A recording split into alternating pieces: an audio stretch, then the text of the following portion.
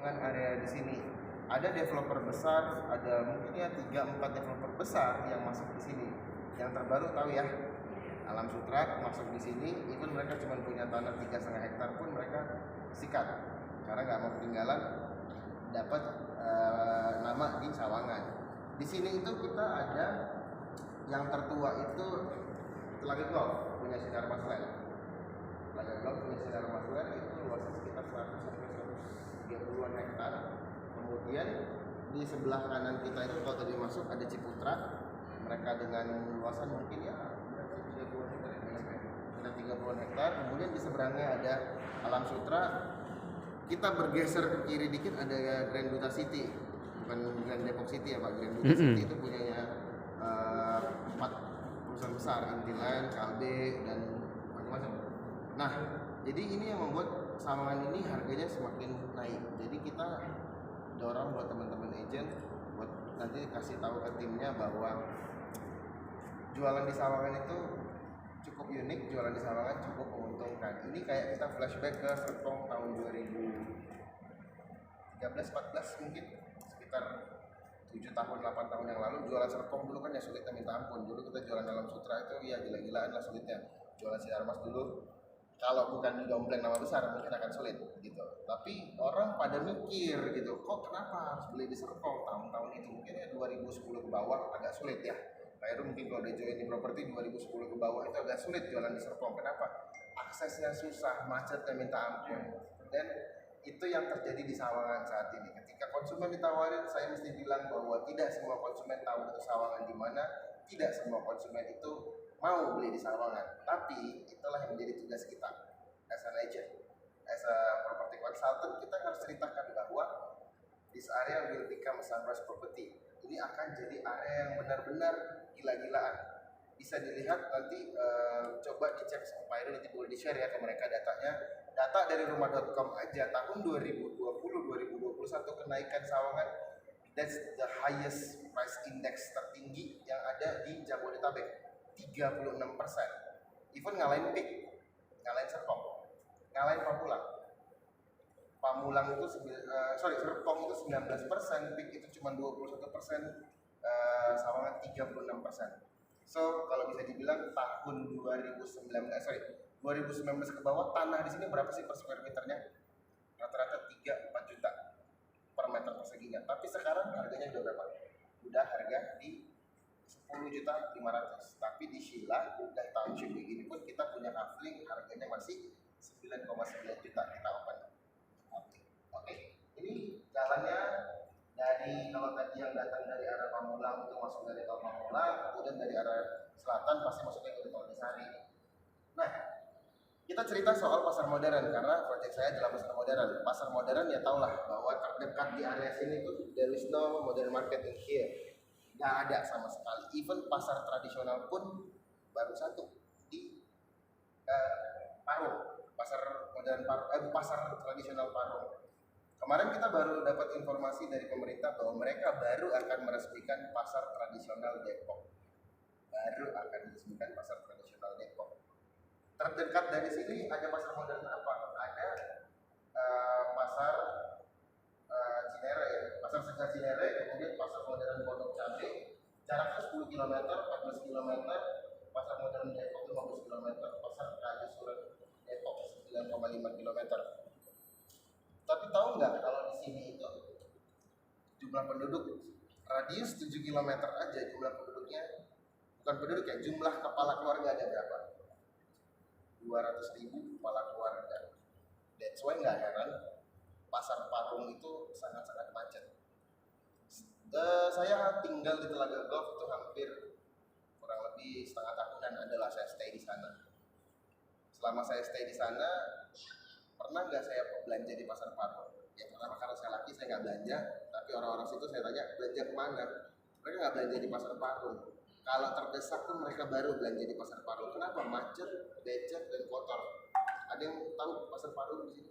Ibu tahu mungkin ya? Pasar Parung tahu sendiri kondisinya gimana, cari parkir. Cari parkirannya susah Bu ya. Itu benar-benar gila susah cari parkir. Akhirnya saya tanya kemana paling dekat? Kalau nggak Bintaro ya BSD. Bayangin tuh. Bintaro.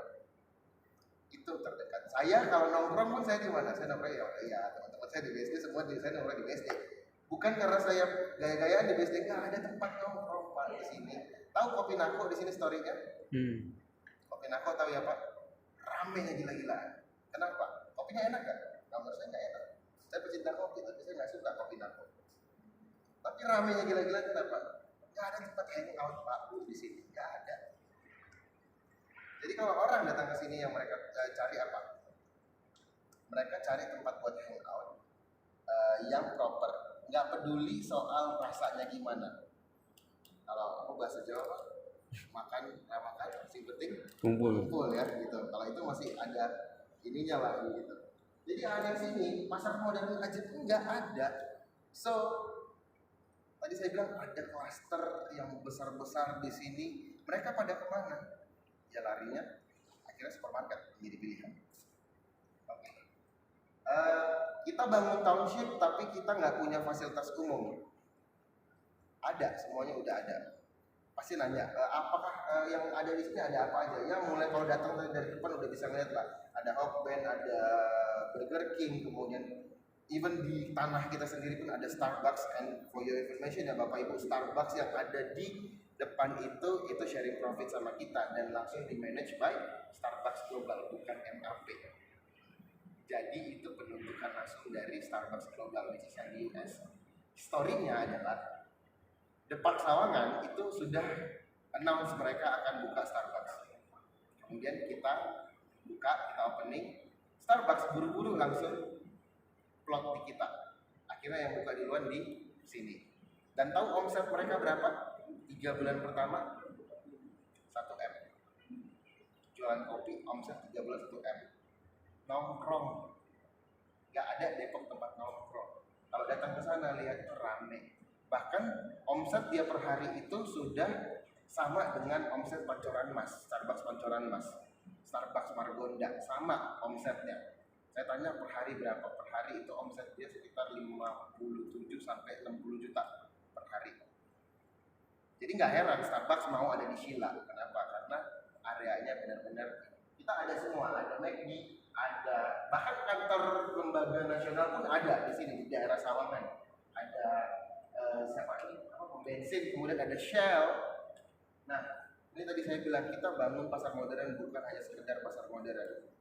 Problem pasar modern kebanyakan orang kurang minat. Kenapa? Jualan termoda nggak Bu? Dulu ada jualan termoda. Pak Putra dulu jualan termoda atau pasar modern pitch jual nggak? Nah, kalau yang pernah jual pasar modern termoda pasti akan dengar komplain banyak. Karena dulu saya jual pasar termoda itu rata-rata investor. Semua orang invest, beli, tapi tidak diusahakan. Akibatnya apa? Mati. Saya boleh bilang pasar modern termoda mati karena tidak ada di dalamnya. Termoda BSD. Tidak ada, bukan tidak ada kehidupan, tidak ada usaha di dalamnya, tidak ada yang hidup. Karena yang kedua gini, pilihannya juga banyak di sana. Orang-orang juga nggak mau, ya maksudnya intermodal itu posisinya agak jauh ya ke dalam gitu. Dari klaster yang center itu agak jauh. Daripada gua menghabiskan uang cuma beda 1.000-2.000 per kilonya atau per item cuma beda ya 5.000-10.000, mendingan saya ke air. Saya mendingan ke cubic. Mendingan kemana? Ada macam-macam banyak pilihan di daerah situ. Kalau di sini, there's no option. Nggak ada. Mereka harus datang ke Sheila. Nah, ini master plan kita.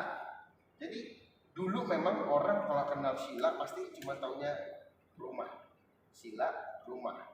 Taunya cuma itu doang. Tapi saya mulai hari ini minta teman-teman di sini tolong bantu kita untuk brainwash orang-orang bahwa Sheila is a township. Sheila itu adalah kota mandiri. Di dalamnya ada apa aja? Kalau saya cerita pasti bakalan, benar nggak sih? Benar nggak sih? Gitu. Oke, kita mulai dari depan. Ini Jalan Raya Bojong Sari. Tadi kalau datang dari tol Pamulang 2 masuknya lewat sini, langsung belok kiri ya, ketemu Starbucks, ketemu marketing galeri kita. Kalau datang dari arah selatan, masuknya dari sini lewat Jalan Mutar, ketemunya di sini. Kita punya 2 pintu masuk. Yang pertama dari Jalan Bojong Sari, kemudian dari Jalan Raya Mutar. 2 entrance utama kita yang bisa masuk ke Sheila. Tapi problem, saya mesti cerita bahwa jalan Mukhtar ini to be honest totally macet. Parah. Bukan parah lagi, udah itu jadi penyakit. Mau nggak kalau saya bilang kayak gitu? Kenapa saya cerita di awal bahwa jalan itu macet? Bapak Ibu mau nggak jualannya kira-kira kalau daerah yang macet? Pasti nggak akan mau. Banyak konsumen pasti nggak akan mau. Tapi questionnya adalah apakah tidak akan ada perubahan, tidak ada action dari pemerintah? Ada. 2023 itu akan dilebarin, itu lebih besar daripada jalan Utara Raya. Terbukti nggak? Terbuktinya adalah begini. Pertama, ini jalan sudah diambil alih sama pemerintah pusat. Yang kedua adalah mulai 2021 sampai 2022 timelinenya adalah pembebasan lahan. Kita pribadi pun sudah kasih tanah kita 20 meter untuk dibebasin untuk jadi jalan. Jadi udah mereka moving forward untuk bisa pelebaran jalan. Nah, masuk dari sini, ini akan ada commercial area. Sebelah kiri tadi yang lagi dibangun saat itu akan menjadi lifestyle mall. Ya kurang lebih much better dan inilah The Breeze BSD lebih bagus daripada The Breeze BSD. Why? Saya bilang pertama dari arsiteknya aja tahu Pak Wayan ya yang bikin GWK. Nah beliau yang akan menjadi arsitek untuk di lifestyle mall kita di depan. Nanti saya kasih gambarnya ya Pak Thomas, saya tolong dikasih dulu kan. Itu akan ada lifestyle mall outdoor, kemudian ada danau buatan di dalamnya. To be honest, di sebelahnya juga itu akan ada, saya sebenarnya nggak boleh mention, ada outlet yang cukup besar. Ya tau lah ya, tahu fashion store dari Jepang, huruf depan U, belakang O, tau lah ya. Itu akan mereka bangun the biggest retail store in Indonesia punya mereka. Dan stand alone, bukan di dalam mall. Jadi si UO itu akan menjadi yang terbesar di mana? Di Sheila. Mereka apakah kita kasih sewa? Tidak, beli. Why? Karena mereka tahu potensial dari area Sawangan. Itu akan menjadi retail store terbesar mereka di Indonesia. Ada di sini. Kemudian ada apa lagi? Tahu dah, mungkin Bu Adel suka lah nonton, aku terus suka apa? Atau saya nggak tahu pasti suka nongkrong di Holy Wings kan? Oh belum ya? Oke. Kalau yang suka nongkrong di Holy Wings juga Holy Wings kemarin mau ambil di sini, tapi kita nggak kasih. Kenapa? Jadi sikat kita orang-orang sini, nggak mungkin ya kita punya sini. Sampai sebesar HW aja pun mereka mau ambil di sini, tapi kita nggak kasih. Jadi artinya apa? Kalau saya bisa cerita seperti itu, kita bisa bilang bahwa potensi daerah ini sangat-sangat besar.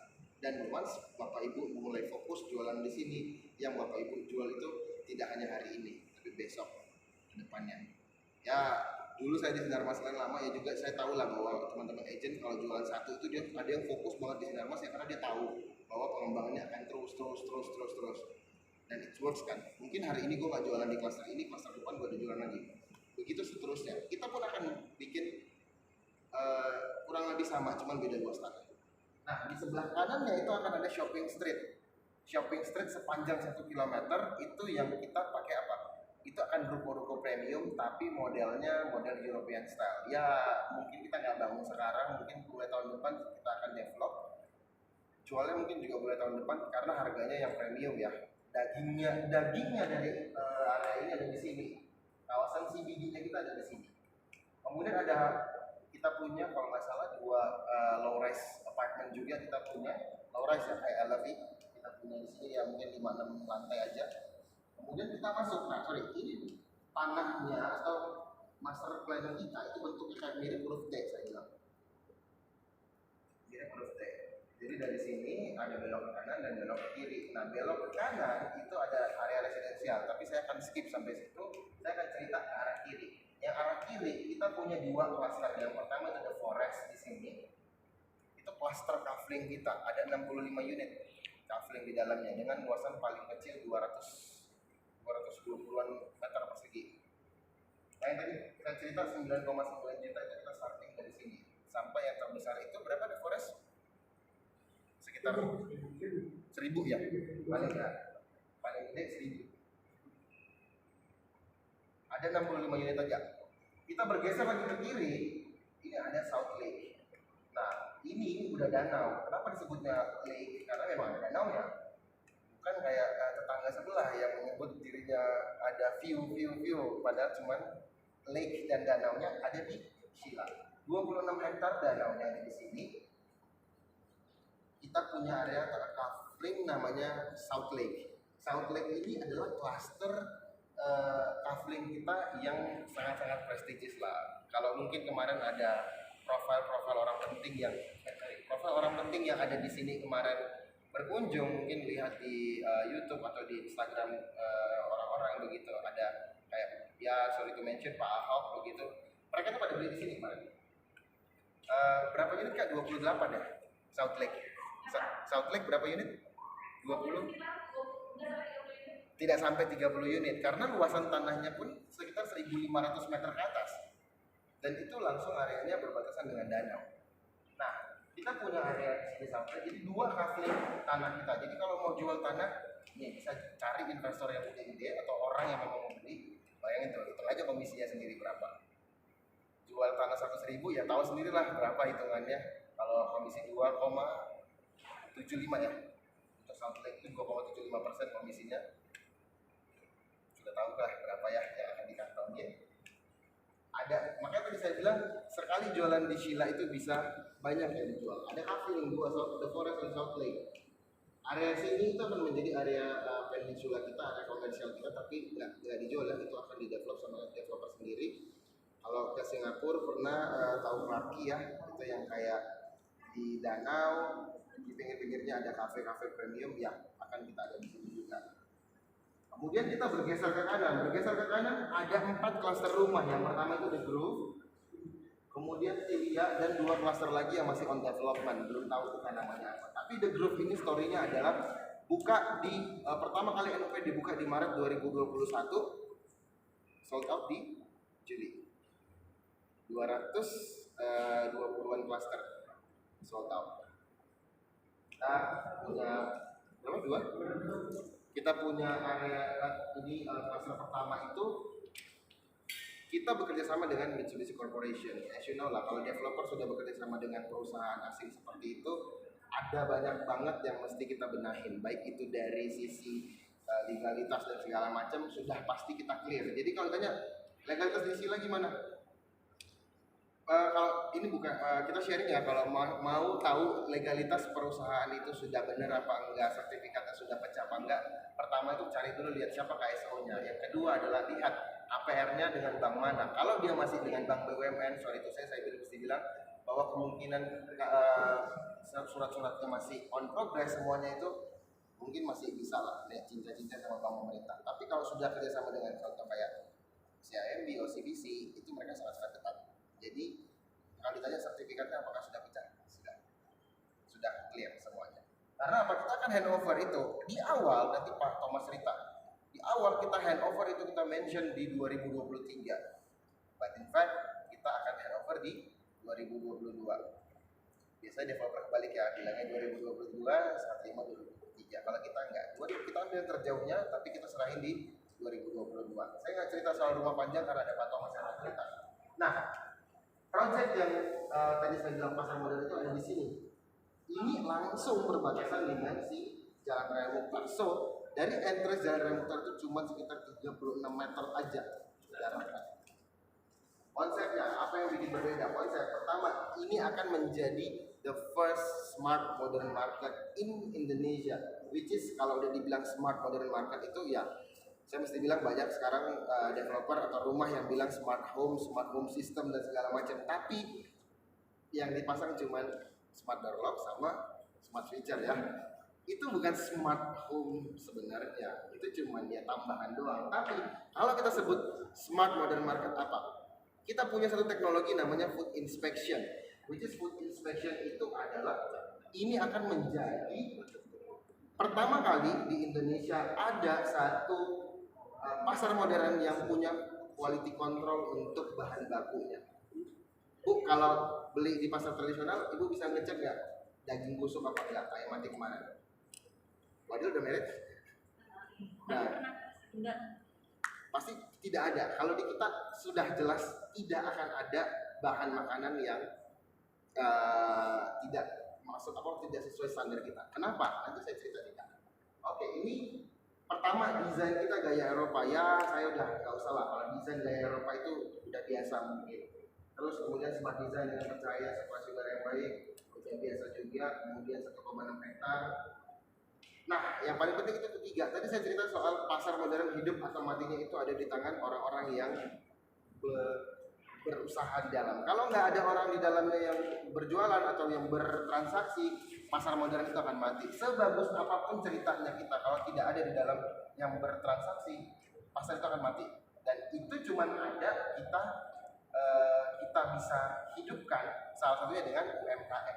Jadi Marche, Gourmet and Alfresco Dining itu sangat berkomitmen untuk menghidupkan finansial dengan peran UMKM sekitar. Dengan apa kita bisa desain kita? Oke, desain modern. Nah, ini kalau teman-teman udah pada pernah ke Europe mungkin pasti akan sedikit tahulah gambaran daripada ruko-ruko di sana ya. Sama lagi. Sorry jadi. Kita punya fasad ini ruko kita. Jadi sorry ya, ini dari Jalan Raya Mukhtar itu langsung akan ketemu ini Jalan Raya Mukhtar. Di sebelah kirinya akan ruko-ruko kita fasadnya akan seperti ini. As it is enggak desainnya? As it is. Fasadnya akan seperti ini. Kok beda-beda setiap ruko? Iya, memang Pak. Setiap ruko itu akan fasadnya berbeda. Ada pedestriannya areanya di sini. Kemudian, nah dalamnya juga seperti ini. Nah, kita punya produk itu ada satu yang namanya kios tadinya 3x3 yang lapak-lapak kayak gini, stand-stand begini. Dengan floor to ceiling-nya. Ini ada 94 unit. And sorry to say, in a few hours sold out. Setelah kita tanda tangan dengan satu entitas besar, ini sold out juga kurang lebih 4 jam 94 unit sold out. Kenapa? Karena mereka tahu bahwa di Sheila, di Marche ini akan sangat-sangat potensial untuk mereka bisa berinvestasi. Oke. Pasar modern juga akan berbeda karena kita punya area pemisah antara yang basah dan yang kering. Kalau jualan daging yang potong-potong yang basah-basah itu akan dipisahkan sama yang namanya box kaca transparan. Jadi orang tetap bisa lihat ke dalam. Nah, area parkirnya juga ya cukup luas. Saya nggak akan cerita panjang lebar soal fasilitas. Kemudian ada yang memiliki double exposure. Double exposure kurang lebih kayak gini. Pintu masuk itu tembus langsung pintu ke belakang. Iya, dua sisi, dua pintu masuk. Terintegrasi dengan teknologi. Nah, food inspection kita bilang. Jadi ini adalah the first smart modern market yang satu-satunya yang di Indonesia yang pakai food inspector karena kita ada tim quality control yang yang mengecek kualitas makanan. Contohnya gini Pak ya, mungkin